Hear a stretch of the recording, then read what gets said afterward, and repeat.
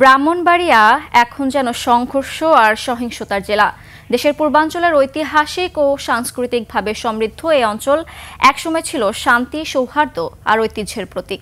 কিন্তু সাম্প্রতিক সময়ে সহিংসতার ঘটনায় হারিয়ে যাচ্ছে গৌরবময় ইতিহাস। প্রতিনিধি মীর মোহাম্মদ শাহিনের তথ্যে বিস্তারিত ডেস্ক রিপোর্টে। ক্যামেরা ছিলেন আহসানুল হক নয়ন। আপনার প্রিয় কাপড়ের যত্নে এলো এনজাইম সমৃদ্ধ Arik silver wash detergent powder 500 গ্রাম মাত্র 70 টাকা। প্রিমার্ক। দৃশ্যটি কোনো সিনেমার নয়, এটি সরালের বাস্তব অবস্থা।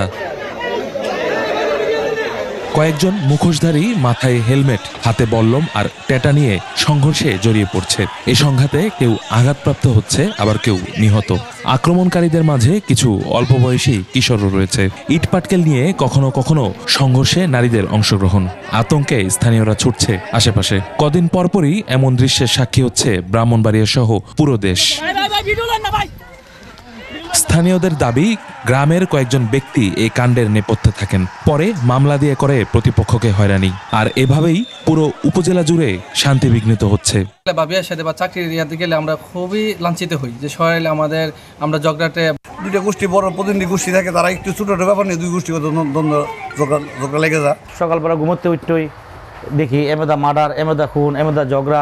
ইশাখা, বিপ্লবী উল্লাসকর দত্ত সহ অসংখ্য গুণীজনের তীর্থভূমি এখন দাঙ্গা হাঙ্গামার হটস্পট হওয়ায় পুরো দেশ জুড়ে সমালোচনার খোরাক। তাই শিক্ষা প্রতিষ্ঠান ও মসজিদে সচেতনতা সভার বিষয়ে তাগিদ দিল সচেতন মহল।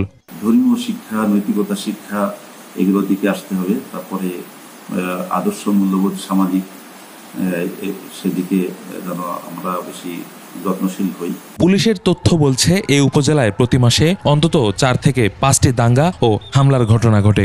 দাঙ্গা নিয়ন্ত্রণে পুলিশ ও প্রশাসনের কঠোর নজরদারি থাকে সব সময়। তারা এটা দাঙ্গাকে উৎসাহিত করার জন্য, তারা এখান থেকে আর্থিক বেনিফিট পাওয়ার জন্য চেষ্টা করেন। এখান থেকে আমরা এটা গুরুত্ব দিয়ে দেখি, সবাইকে সচেতন করার চেষ্টা করছি এবং দাঙ্গা হাঙ্গামার ক্ষতিকর যে দিকটা এটা তুলে ধরার চেষ্টা করছি।